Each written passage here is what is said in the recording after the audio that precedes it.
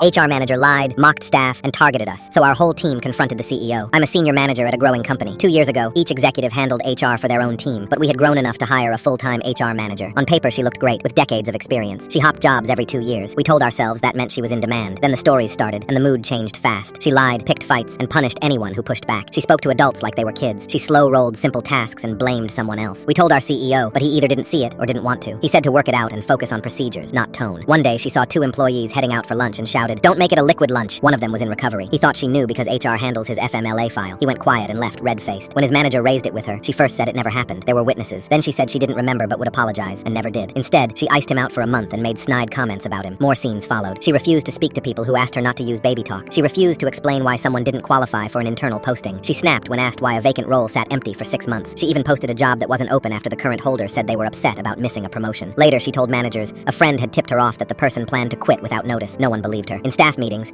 she told us to act like adults and then repeated the same instructions like we were 5. She put bathroom signs with a threat about consequences. We'd never had bathroom problems. People avoided common areas. The worst part was the lying, and it was constant. When she didn't review resumes for a posted job, she claimed the senior manager had said the role could be phased out. He was furious. He'd said no such thing. She also claimed she'd cleared decisions with me, so people showed up in my doorway upset at things I had never said. We started keeping notes. We logged dates, times, and exact words. We sent calm emails to build a paper trail. Our CEO acted only when we could show proof in writing. If she denied getting a file, and we had an email where she was copied, he'd make a new policy and move on. He wouldn't address the insults or the lies. Morale dropped. A top performer asked me if she should start job hunting. I told her to hold off, to document, to come to me first. A group of us tried a direct approach. Senior execs met with the boss and laid out examples. He shrugged most of it off and latched onto one thing. It was the vacancy that sat for months. He said he'd review the resumes. HR walked him through a neat stack and said the market was dry for that part-time clerical role. Still, that role was filled the next week. A few other jobs moved fast too. For a short time, she kept to her office. We thought maybe we had a chance. Then she slipped back. She stood in a manager's doorway during a work talk and yelled, "What are you clowns doing in here?" She laughed. No one else did. After that, she got sneakier. Rumors moved in the halls. A respected manager swore HR was turning the boss against her. Meetings with him felt colder. Requests that used to get a quick yes now took weeks. By then, morale was the lowest I'd seen. People whispered in the parking lot. I told our group we had one last shot before good people started leaving. We planned a full meeting with the boss, not just senior staff. The most senior person set it up and told him the whole management team wanted to talk. HR was not invited. It blew up the second he walked in. He saw junior managers there and said we'd ambushed him. His voice rose. The manager who believed HR was targeting her snapped back. The 2 of them shouted. I said, "We didn't come here to fight. We need help." The yelling burned out. We went one by one, brief and specific. We said we couldn't get past this without him. He rubbed his face and said he'd step in. I didn't expect much, but he acted. He met with HR behind closed doors for an hour. After that, we saw changes. HR stayed in their lane and in their office. If they came to a department, it was because they had a reason and a meeting. She stopped the jokes and the freeze-outs. When managers asked for candidate files, they got them. When someone asked a fair question, they got a straight answer. Sometimes it was a quick, "I'll find out," and a reply the same day. The building felt quiet in a good way. That was the break we needed. People lifted their heads again. 2 employees who had been thinking about leaving put away their resumes. The manager who felt targeted ran a clean process for a new hire. Now my team is saying leaving HR out made things messy. Was I out of line?